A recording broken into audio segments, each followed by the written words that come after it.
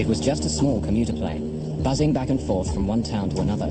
A journey of 86 minutes, one of many that day. No one could ever have imagined that it would end like this, in drama and in death. Yet in 1995, two pilots with 26 passengers aboard managed to defy the laws of gravity for 9 minutes and 20 seconds, when their aircraft in effect lost the use of a wing, struggling home like a wounded bird. Help me, hold it! Race positions! Keep your heads down, everyone! Hold on, this is gonna be rough! But when their plane makes a miraculous crash landing with all passengers alive, their ordeal isn't over. What awaits them is even more horrifying. It's getting hot in here! Get me out! Tell my wife, I love her! I have never before or since dealt with so much physical devastation and emotional upheaval and so much sorrow.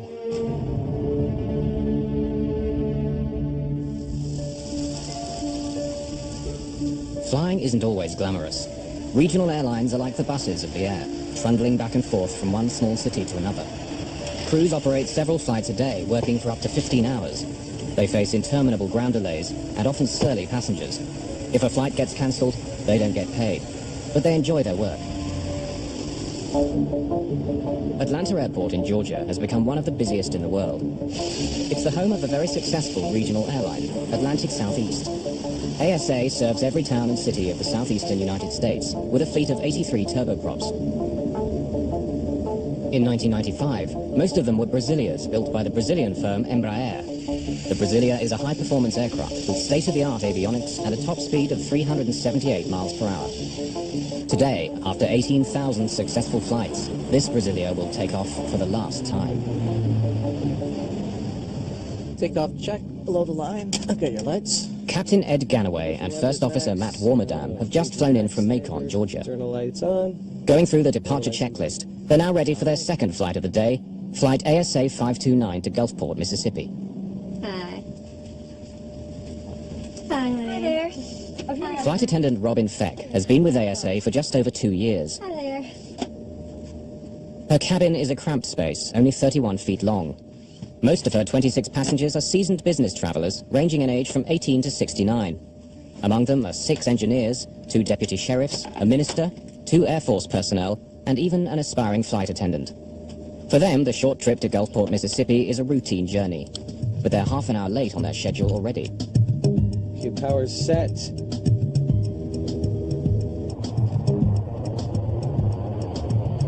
Auto feathers armed.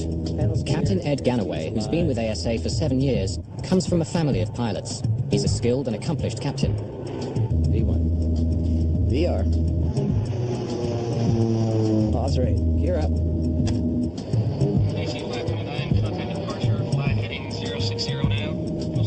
The two men have only been flying together for 4 months, but get along well. At 6'3" and 200 pounds, Matt Warmerdam is a tight fit in the Brasilia's cramped cockpit.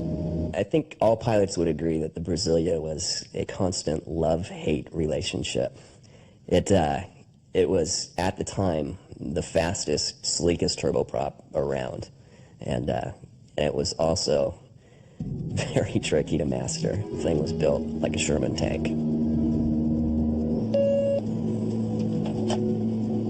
Hey, Robin? Hi. It'll just be a couple more minutes like this. It's going to smooth out. Okay, just a couple more minutes and I'll be able to get up? Yes, ma'am. All right, thank you. See you.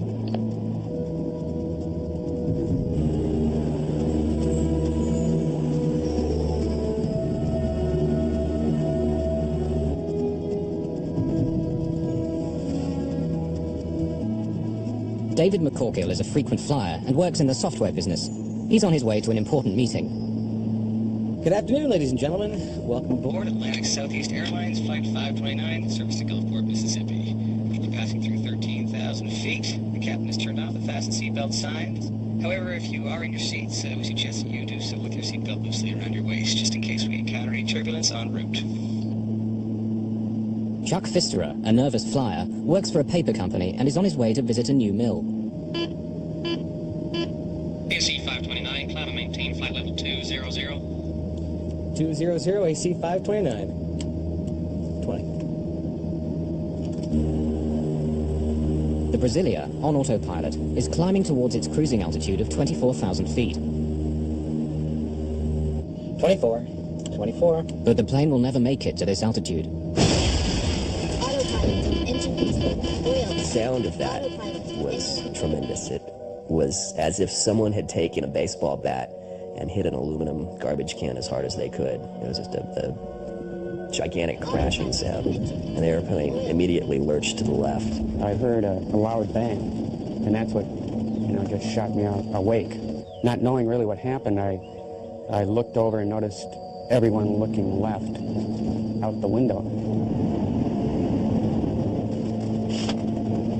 What I saw was very alarming. The outer skin of the engine had been ripped off, or as I determined later, had peeled back because of some force. I could see the components of the engine itself, and I could see fluid leaving the engine and exiting the back of the wing. Warning lights and chimes go off, signaling trouble in the left engine. The autopilot trips off as a result, and Ganaway takes control of the plane. The plane is falling 5,500 feet a minute, the equivalent of over 90 feet every second. Oil from the destroyed engine is seeping into the air conditioning pack, bringing smoke into the cabin.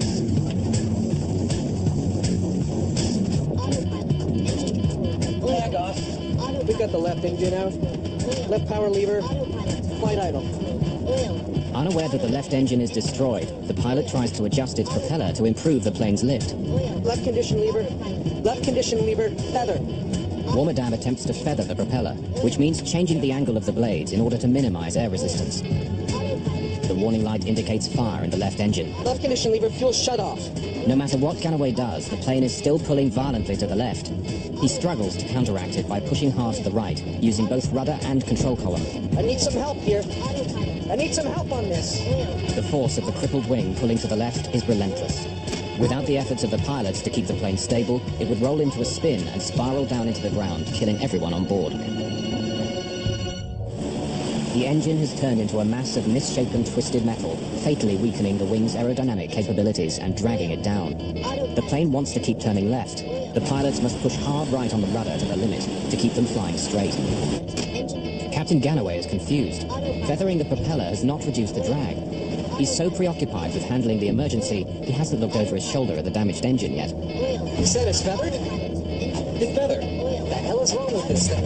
I don't know. For now, the pilots are focused on the plane's vital statistics: heading, altitude, speed, and the power setting of its one good engine. Well, these planes were designed to fly with one engine. The airplane is capable of flying on one engine. However, in the case of 529, not only do you have an engine that has malfunctioned and stopped running, but now it is broken from its normal mounted position and canted, which creates a very increased or dramatic aerodynamic effect on the airplane. Let's close these. Oh, sir, you don't need to be looking at that. My reaction was, the hell with you. If I want to look out the window, I'm going to look out the window, because these are the last moments of my life. Whoa, it's all right. That's just what turbulence feels like with one engine. Are we going to make it? Oh, sir, of course we're going to make it. How can the plane fly like that? Well, these planes were designed to fly with only one engine. We're not going to make it. What was important wasn't the conversation between the two of us. I think that it was what was in our eyes. I think that she knew that I knew that this was a huge problem, and that it probably wasn't going to be something that was going to end without tragedy. The pilots have managed to slow the plane's catastrophic rate of descent, but not halt it. In fact, the airspeed has actually increased to 224 miles per hour. Captain Ganaway is puzzled. He's flown a Brasilia on one engine before and landed it without difficulty. This plane has something very wrong. Atlanta Center. AC529 declaring an emergency. We've had an engine failure. We're out of 14-2 at this time. AC529, roger. Left turn direct Atlanta. Flight 529, now flying over Alabama, makes a left turn back towards Atlanta. But the airport is almost 58 miles away. Will they make it? The plane has begun to descend again, and at breakneck speed. Warmadam cancels the master caution warning, finally silencing the plane's alarms. Captain Ganaway experiments with his controls, trying everything. Suddenly, the nose of the Brasilia lifts up, and the plane's speed slows to 186 miles per hour. AC 529, say altitude descending to. Right of 11 and 600 at this time, AC 529. All right, it's getting more controllable here. The engine, let's watch our speed. For the first time since the crisis began, the pilots can now turn their attention to the passengers. Trim completely here. I'm gonna tell Robin what's going on. Hi. Okay, we had an engine failure, Robin. We declared an emergency. We're diverting back to Atlanta. Go ahead and brief the passengers. This will be an emergency landing back in. All right, thank you. Feg hasn't told the pilots what she's seen of the destroyed engine. She assumes they already know. AC 529, can you level off or do you need to keep descending? The plane is descending again at about 3,000 feet a minute. Ganaway suddenly realizes they won't make it to Atlanta. We're gonna need to keep descending. We need an airport quick. Okay, we're gonna need to keep Descending. We need an airport quick. roll the trucks and everything out for us. AC 529, West Georgia. The regional airport is at your 10 o'clock position and about 10 miles away. But the air traffic controller, too preoccupied with handling the crisis aboard Flight 529, fails to notify emergency services. Flight 529 makes another wide left turn that brings it on course to land at West Georgia Regional Airport. Let's get up the engine failure checklist, please. Engine failure in flight. But they don't get a chance to diagnose their problem. AC 529, say heading. Turning to about 310 right now. AC 529, Roger, you need to be on a 030 for West Georgia Regional, sir. Roger, we'll probably turn right. We're having difficulty controlling right now. Let me see brace positions. Brace position. Good. Good. Ma'am, you accept responsibility for opening the door when the plane stops? No, okay.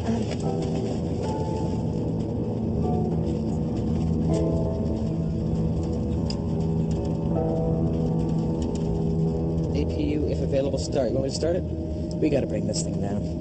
Put that off. Bring the ice off. Caution.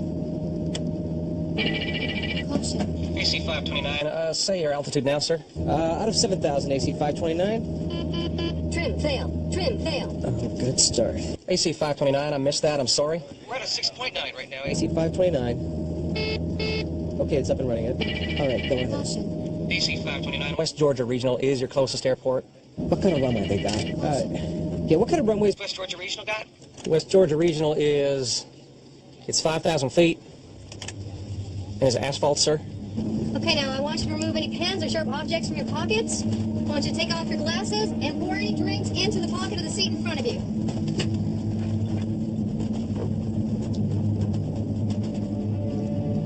We had to put the drinks in our pocket in front of us. I think that shook a few of us. And I kind of noticed it wasn't going too well, but most folks on that flight were business folks that flew real frequent. So, you know, there was no screaming or panicking of any sort.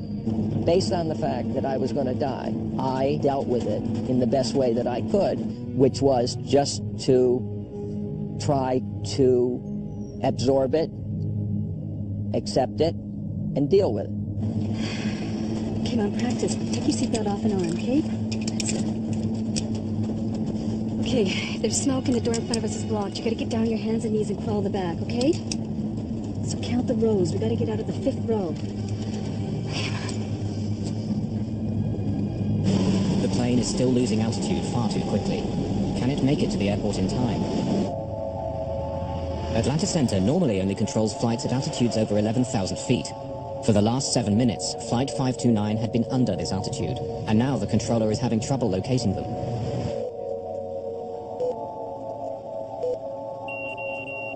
AC 529, I've lost your transponder. Say altitude. We're at a 4.5 at this time. AC 529, I've got you now, and the airport's at your... Say you're heading now, sir?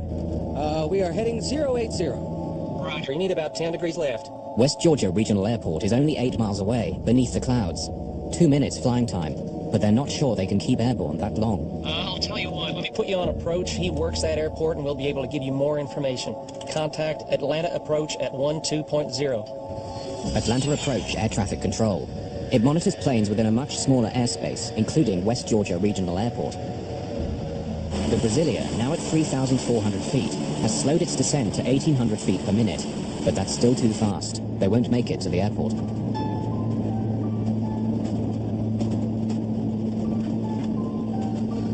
On some passengers' faces, looks of despair. Others are angry and bitter, but most are thinking about their loved ones. One woman writes a goodbye note to her children on a torn book cover. She writes, "I love you. You are the lights of my life. Always, Mommy."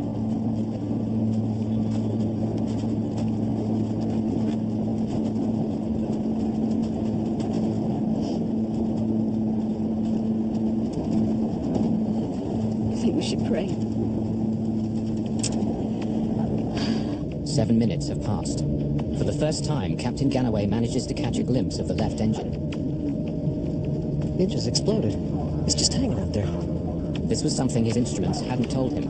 It's no simple engine failure. The engine is just dangling off the wing. He knows he could land a Brasilia with a failed engine, but not when it's torn apart. This is something his training hasn't prepared him for. He wishes he could see through the clouds.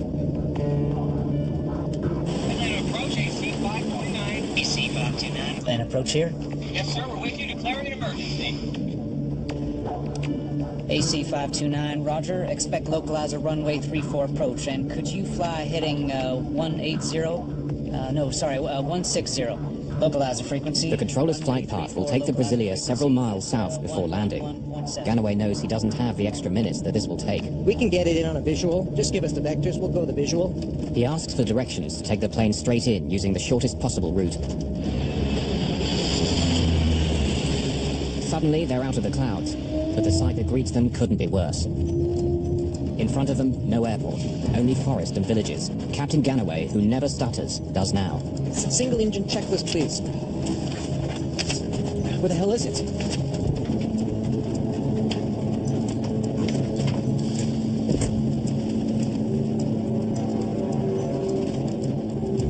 Robin Feck is puzzled. 6 minutes earlier, Warmadam had told her the plane was turning back to Atlanta. But all she can see now is Georgia countryside. Word of 1900 this time? We're below the clouds, tell them. You're out at 1900 now? Yeah, we're VFR at this time. Could you give us a vector to the airport? Turn left. Fly heading 040. There, the airport's at your about 10 o'clock and 6 miles, sir. Radar contact lost at this time. The plane's low altitude shocks the controller. 1,900 feet. Only a minute earlier, it had been at 3,400 feet. The descent is far too fast. Remember, brace yourselves. And once we get out to where we're going, flight to the plane comes to a complete stop before we can get out. Now, brace positions, please. Brace positions.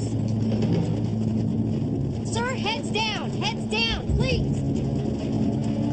Robin Feck, too preoccupied by the safety of her passengers, looks out of a window and suddenly sees the tops of the trees. She has but a few seconds left to strap herself in her jump seat before impact. Brace positions. Keep your heads down, everyone. Hold on, this is going to be rough. The airport is only 4 miles away, but too far for the crippled plane. The pilots have to attempt a crash landing in a field. Hold it. Over there. Help me hold it. Here. 500 below. Here. The plane's altitude voice alarm sounds, warning the pilots that they're flying too close to the ground without their landing gear lowered. Land the plane. The pilots will attempt to land on the plane's belly. Help me, hold it. Amy, I love you. These are the last words on the cockpit voice recorder. The plane is flying at 138 miles per hour and only seconds away from impact. 50 below. Here. 40 below. Here. 30 below. Here. 20 below. Here.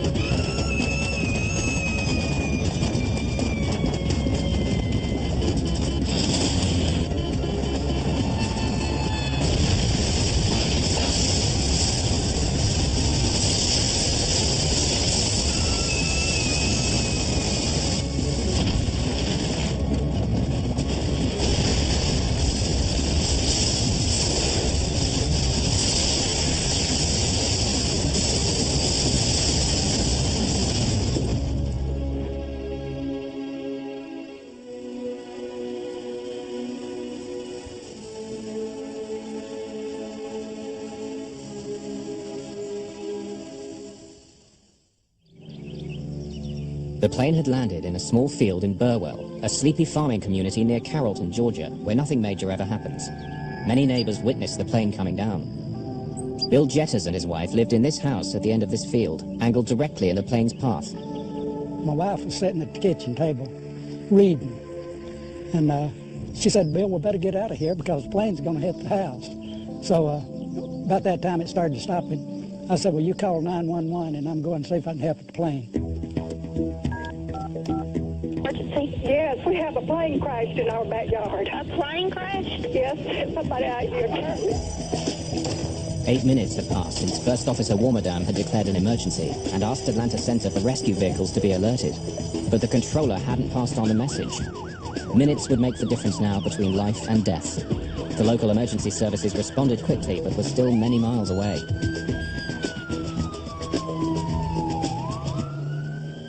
For almost a minute after impact, there's an eerie silence. The plane fuselage is broken in two. Could anyone survive?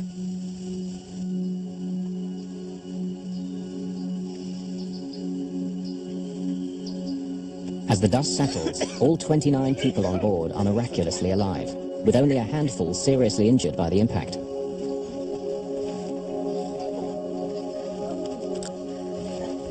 It was an amazing situation only because I just couldn't even believe that I was alive at that point, and I couldn't believe that I was looking at something that was real. But a new disaster is gathering. Fuel from the shattered wing tanks is pouring onto the ground. The last thing I remember is the sound of hitting the trees, and then I honestly don't recall impact. Captain Ed Ganaway has been knocked unconscious by a blow to the head during the impacts. When First Officer Matt Warmerdam regains consciousness, he realizes they're stuck. The cockpit door is jammed, and smoke is slowly seeping in. He reaches for the emergency crash axe. The cockpit window is the only way out. The next immediate thought I had was, now we're going to blow up. So get out of there. It was burning, right in the opening. So I just jumped over. And I headed towards the opening, and I walked out of the aircraft, and I walked away from it. The sparks ignite the fuel vapors, creating a blazing fire.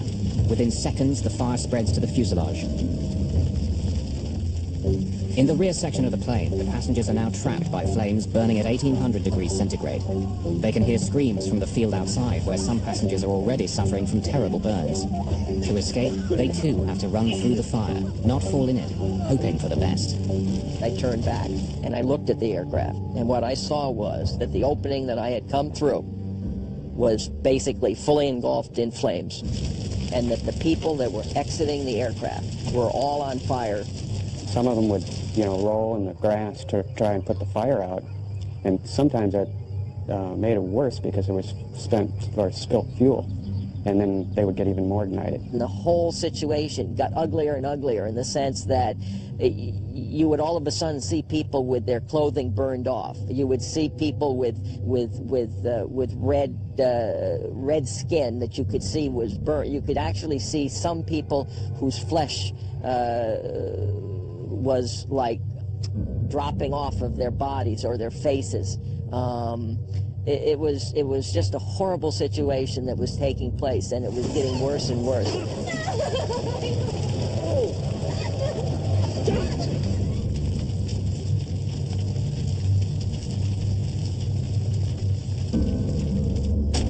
Matt Warmerdam, his right shoulder dislocated, is banging the axe against the window with his left hand.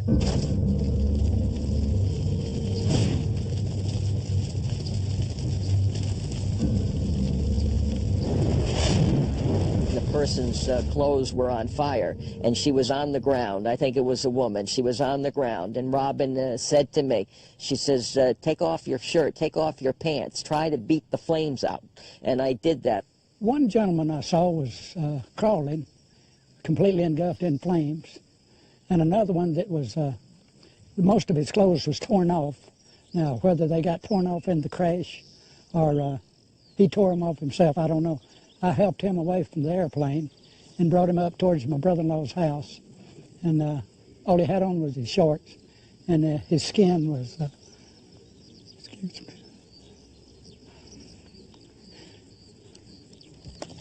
Well, being a paralyzed person myself, I knew that I couldn't do much for them. I was looking and I thought to myself, that'll be these people that on that airplane are seeing the last seconds of a normal life that they'll ever live.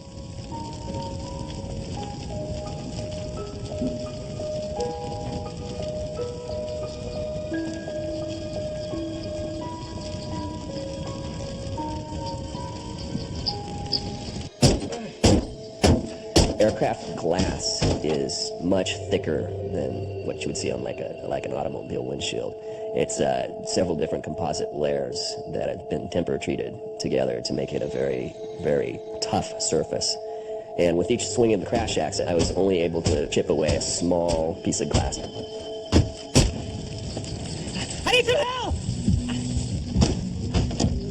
I really did feel kind of alone there. I'm looking around left and right, and there's no other fools that close, you know, at that second. But even though passenger David McCorkle believes that the plane might blow up at any second, he goes to Matt Warmerdam's rescue. Can you help me? I haven't got enough room inside to swing it. Right here. In here. Wait a second. Hang on, I gotta get some air. The oxygen cylinder in the closet behind the co-pilot's seat punctures. It'll make the cockpit fire much worse. Okay. Go ahead. Okay. Stop a second. Let me see if I can squeeze that. Stop pulling me. No, it's too small. Go ahead. By now, the rescue crews of the area have been notified. Firemen, police officers, paramedics, all are hurriedly on their way to the crash site. Will the fire trucks arrive in time to save Matt Warmerdam before the cockpit gets engulfed in flames? David McCorkle is exhausted trying to break the strong glass. Suddenly, a heat flame pops at him from below the cockpit. He backs off, scared for his life. You aren't gonna let me die, are you? He has children, and he must think of them as well. How can he sacrifice his life for a man he does not know? Now, more determined than ever, he bangs even harder and faster. Then suddenly, the weakened axe head flies off. It's getting hot in here! Get me out! Guy Pope, a police officer, is the first rescue worker to reach the burning plane. I was about 3 miles from here when I received the call. And about halfway here, I could see the smoke, pretty heavy smoke. And I got out of the car, and I ran up to the plane. And when I went around the nose of the plane, one of the passengers handed me a hatchet and said that the pilot was inside. And I took the hatchet and started trying to cut a bigger hole. I couldn't get around behind the cockpit because of fire. It was still burning pretty heavy, and there was an oxygen bottle there blowing the fire. And, you know, it's just one of them things. You see a man burn, you don't forget it. This is live footage taken with a video from the windshield of a Georgia State Patrol police car as rescue workers are arriving at the site. At this moment, all passengers are out of the two sections of the broken plane, except pilots Ed Ganaway and Matt Warmerdam, who remain prisoners of their cockpit. Well, first off, I had to tear the back of the cockpit out. It had burnt and there was no door, visible door or anything like that, so I actually took my hands and tore it out. When I started to pull him out, he looked up and he said, "Tell my wife, Amy, that I love her." I said, "No, sir, you tell her that you love her, because I'm getting you out of here." Inside the ambulance, I worked with him, and I thought that probably he would not make it. I took his name badge and pinned it on his underwear, which was the only thing I'd left on him, trying to cool him down, because I thought that if he died, at least someone would know who he was. Surprisingly, Matt was aware of everything around him, and he kept trying to assure me that things were going to be okay. He was comforting me, because at that particular time I was crying. Matthew actually took his burned hand and wiped a tear away. They found Captain Ganaway dead in the cockpit. He had struck his head on impact and never regained consciousness. He died of burns and smoke inhalation. The crash survivors, some with broken bones and others with burns ranging from minor to 92%, are rushed to various hospitals in Georgia. 13 passengers were brought to Tanner Hospital in Carrollton, 15 minutes away, where Code Black was immediately applied, meaning everybody helps. Dr. Bobby Mitchell, after working a night shift, was awakened. He was responsible for treating 4 survivors, including flight attendant Robin Feck. When I got to the hospital, some of the people that had survived the plane crash were already here. The smell was initially just a wave of jet fuel that just hit you as the door opened, and then that was mixed with just a pungent, horrible odor of burned flesh.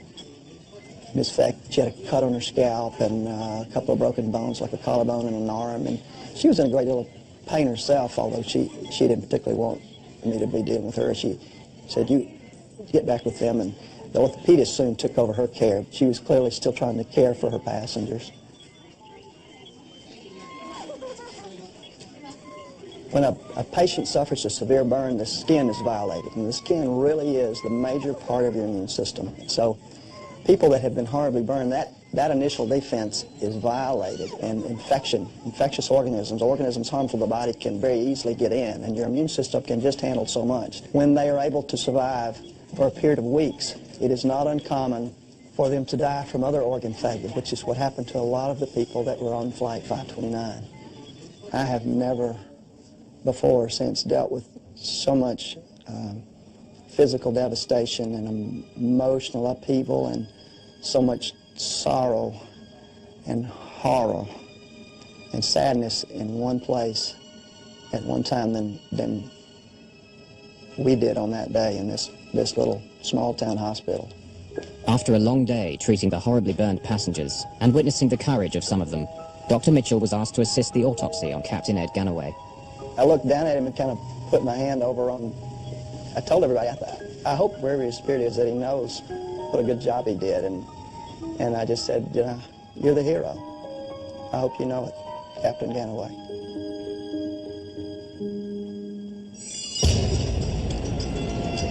Regional airlines are a North American phenomenon. In the early 1960s, a small band of independent airlines first became known as air taxis, which in time became commuter airlines, then finally regional airlines. In 1978, the US deregulated the airlines, and as the small and mid-sized cities became the economic engine of the country, regional airlines prospered as never before. The National Transportation Safety Board in the United States is responsible for investigating air disasters. Its GO team is on duty 24 hours a day to fly to the scene of any major crash. The NTSB will have several subgroups working at the same time, each examining a particular part of the plane. Gordon Jim Hookey, an aerospace engineer, was in charge of a propeller maintenance group. We went out to the crash site, and in the usual fashion, you just kind of look around and get a feel for where all the pieces are. We came along the propeller assembly that was missing. Looking down through the dirt, we could see the telltale marks, the beach marks, along the fracture surface that indicated it might have been a fatigue fracture. During the last 10 minutes of Flight 529, no one on board the plane suspected that the engine failure had been caused by a propeller blade fracture. Hookey had good reason to be concerned by the broken propeller blade. He'd seen it all before.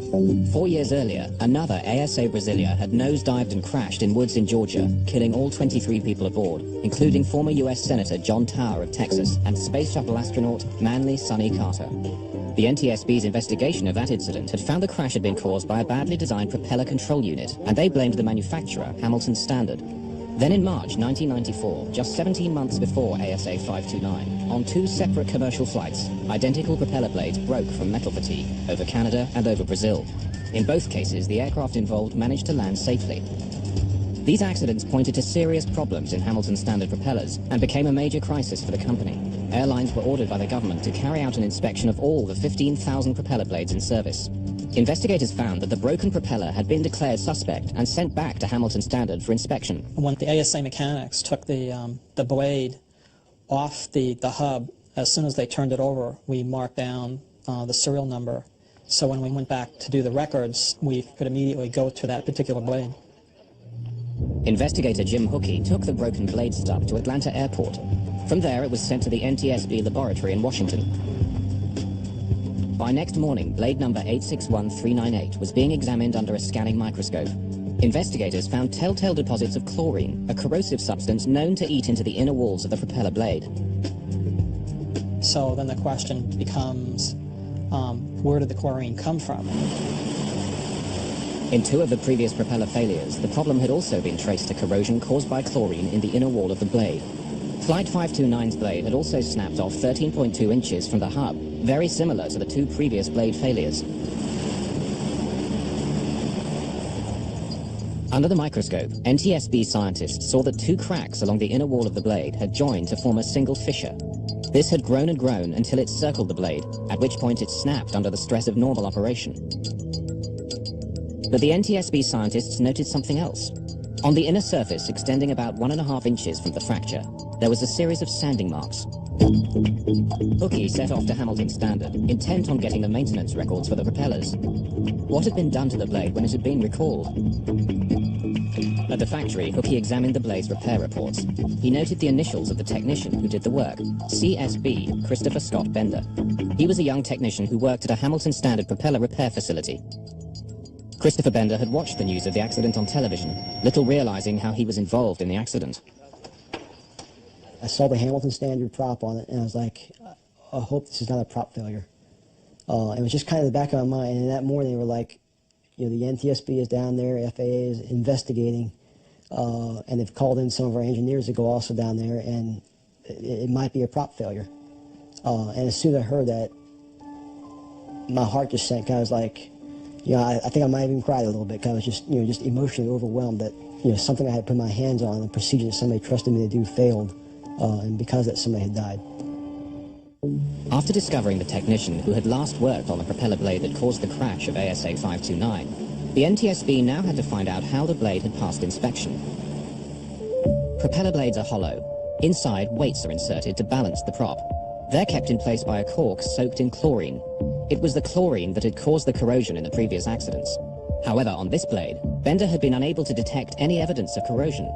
He then did what he'd been told to do: polish the inside of the blade. The draft accident report we present to you today involves Atlantic Southeast Airlines Flight 529. The NTSB found that by polishing the blade, Hamilton Standard had unwittingly removed all traces of the crack, and a later, more thorough ultrasound examination couldn't detect it. The NTSB asked for more accountability for management at Hamilton Standard. And so the final report read, the fracture was caused by a fatigue crack from multiple corrosion pits that were not discovered by Hamilton Standard because of inadequate and ineffective corporate inspection and repair techniques, training, documentation, and communications. Some final questions still needed to be answered. Why had the broken propeller blade destroyed the engine? In previous incidents, the entire propeller had fallen away harmlessly. But on Flight 529, blade loss unbalanced the propeller and led to uncontrollable high-speed shaking as the engine shuddered in its mountings. This was the ominous hammering sound heard by the passengers. It literally ripped the engine open and left the useless propeller jammed against the wing. The flight crew weren't handling the engine failure as a true engine failure in that some mechanical malfunction occurred and the engine stopped running. They didn't know that the engine actually had vibrated significantly and broken from its mount and actually canted or twisted on the wing. The NTSB found that the rescue services might have arrived more quickly if controllers had heeded Matt Warmerdam's request for help on the ground, given by radio 6.5 minutes before the crash. Another key NTSB recommendation was to replace the flimsy crash axe that had failed in Warmerdam's rescue with a sturdier model. Investigators praised the crew of Flight 529 for the way they dealt with the crisis, calling their reactions reasonable and appropriate. But the board could offer little advice on the one thing that had caused all these deaths: fire. The conundrum is, how do you make a fuel burn in an engine but not ignite when it's spilled? One way to reduce the severity of post-crash fires is by utilizing less flammable fuel. In 1984, the Federal Aviation Administration and NASA decided to test a new, safer fuel by staging an accident using a remote-controlled plane. Unfortunately, it was not a conspicuous success.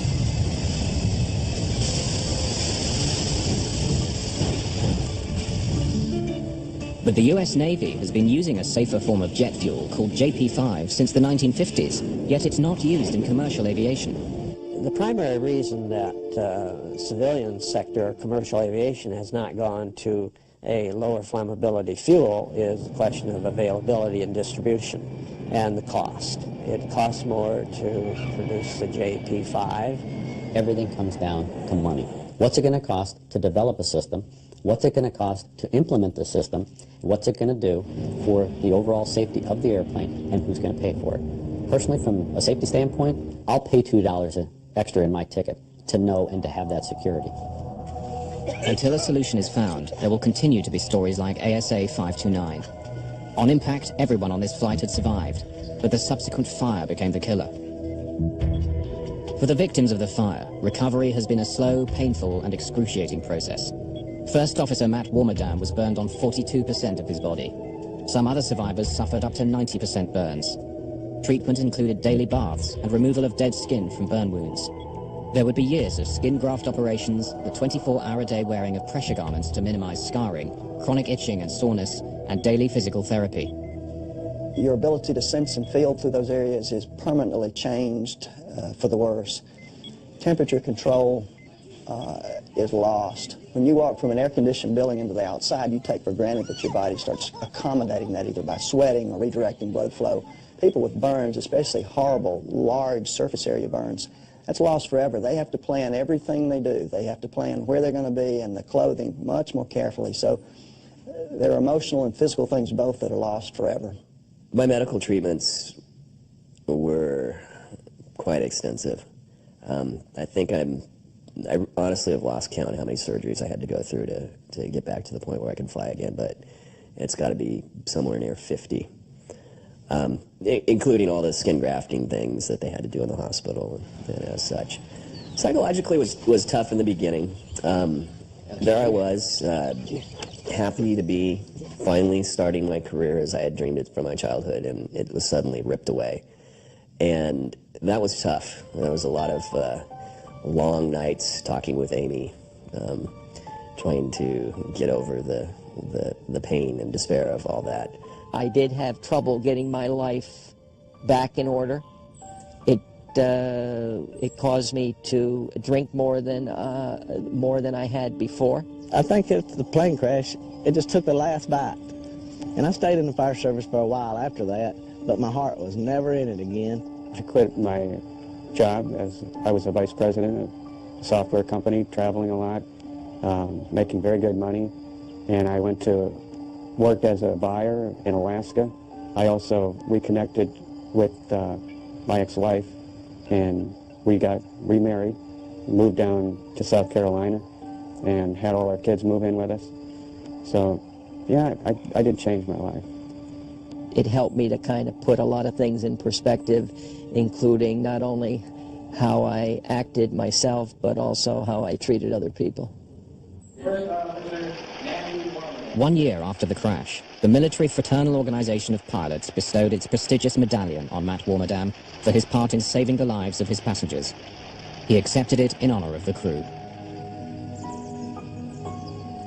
Seeking closure on the trauma of the crash, residents built a memorial to the victims of Flight 529 behind Shiloh United Methodist Church, a short distance from the accident site in Burwell. You know, I wish this had never happened. I wish I could go back in time and fix it and take care of it, that it didn't happen. You know, I don't know if they believe in God or not, but I pray for them that God comforts them through the hurt that they've had in their lives. Much has changed for the company that manufactured Flight 529's propeller. Now renamed Hamilton Sundstrand, it's part of the giant United Technologies Aerospace and Defense Group. Flight 529 was the last time that one of its propellers failed in flight. Its inspection and repair process was made more stringent, in some cases exceeding FAA requirements. Since the 3 blade failures, there have been none whatsoever. Of the 29 people aboard ASA Flight 529, only 8 escaped with minor injuries. Of the 21 others who received major injuries and burns, 10 subsequently died. Flight attendant Robin Feck declined to be interviewed for this film. Still suffering from the pain and anguish of that terrible day, she's never worked as a flight attendant again. The best thing I ever could have done for myself was that day 2 years ago when I'd finished training and took the controls of an ASA plane and flew again. I had stubbornly recaptured my dream. And now that I'm doing it again, it's just been a joy. It's what I do. It's what I love. It's what I always wanted to do with my life, and I'm doing it again.